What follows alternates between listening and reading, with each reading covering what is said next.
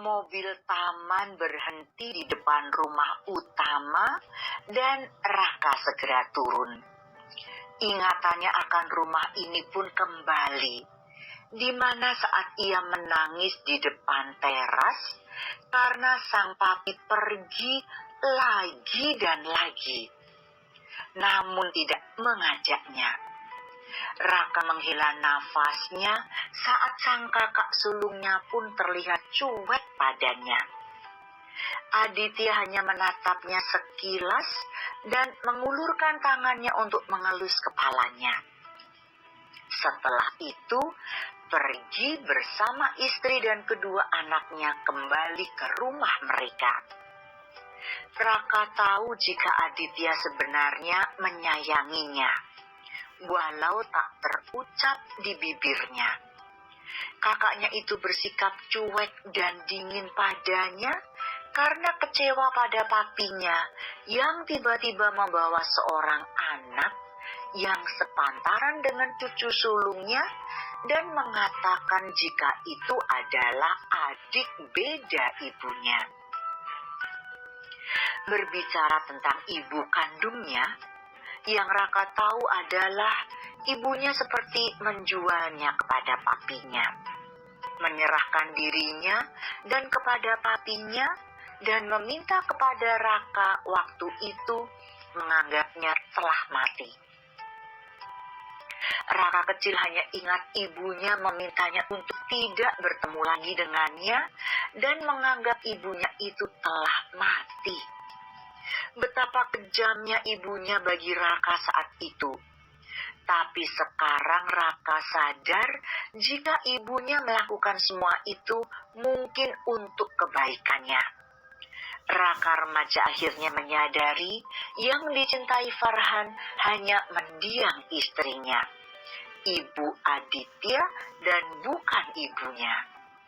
Raka masuk ke dalam rumah dan melihat rumah ini semakin hari semakin indah. Papinya dulu pernah berkata padanya jika rumah ini akan menjadi miliknya karena Aditya menolak untuk tinggal di sini. Masuk saja, Den. Rumah ini memang sudah banyak berubah karena Tuan sering menangis. Dan menangis kalau mengingat Aden yang suka duduk di ayunan di sudut sana. Karena itu, Den, kita memindahkan ayunannya ke taman belakang. Jelas Mang Ujang.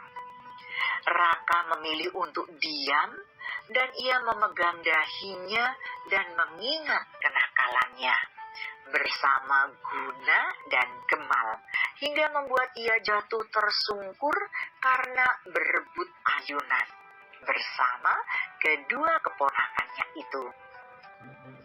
Raka menuju pintu penghubung kolam renang dan ia membukanya. Terlihat hamparan air kolam renang yang membiru dan samar-samar Raka mendengar tawa seseorang yang sangat ia kenal. Tawa perempuan yang menyebalkan yang akan mengganggunya tiap hari jika ia tidak datang menemui papinya. Bahkan dengan tidak malu, Adinda mengejarnya di kampus dan memperlihatkan kedekatan mereka dengan mahasiswa lain. Adinda memang cantik, tapi aneh menurut Raka. Adinda adalah perempuan yang paling menyebalkan yang ingin ia hindari. "Om Raka!" teriak Adinda, membuat Raka mengalihkan pandangannya ke samping dan melihat Adinda melambaikan tangannya, memintanya untuk mendekat. Sedangkan Farhan mematung saat melihat putra yang sangat ia rindukan ada di hadapannya. Farhan telah menunggu hari ini, hari di mana ia akan kembali bertemu dengan putra bungsunya. 13 tahun Farhan menunggu dan mencari keberadaan Raka sendiri. Ia bisa saja menyewa detektif yang paling terkenal dan mahal untuk mencari Raka. Tapi bagi Farhan itu sangat gegabah karena ia tidak ingin keberadaan putranya terancam oleh orang-orang yang mungkin saja akan menyakiti putranya karena harta yang dimilikinya.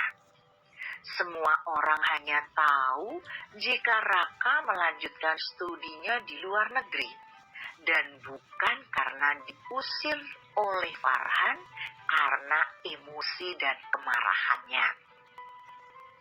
Raka melangkahkan kakinya mendekati mereka. Mata tua Farhan terlihat begitu haru dan mata itu meneteskan air matanya membuat Raka terkejut. Untuk pertama kalinya ia melihat papinya menangis. Ya, untuk pertama kalinya ia merasa dianggap kehadirannya dinanti kedatangannya di rumah ini. Dan ini adalah sesuatu yang penting bagi Farhan.